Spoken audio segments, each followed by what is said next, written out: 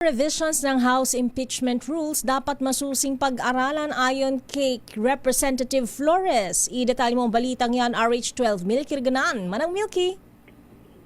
Kaya sakay dapat carefully worded ang gagawing pagrepaso sa rules on impeachment ng Kamara. Ito mungkahi ni Representative Jonathan Keith Flores, Vice Chair ng House Committee on Justice at miyembro ng House Panel of Prosecutors sa gagawing hakbang ng Kamara matapos ang naging desisyon ng Korte Suprema.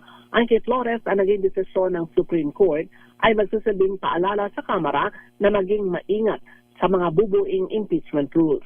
Sabi pa ni Flores, dapat pag-aralang mabuti na mga mababatas ang detalye na naging ruling ng Korte Suprema, kabilang rito ang mga separate opinion ng mga mahistrado. Sa panig naman ni Bicol Saro Party List Representative Terry Ridon, miyembro ng House Justice Committee, nilinaw lamang ng SC ruling ang constitutional role ng Kamara sa impeachment. Ito ay constitutional process na saklaw ng Kongreso at hayaang masuri ng mga miyembro ang maibidensya na consistent sa internal rules and requirements na nakasaad sa ating saligang batas.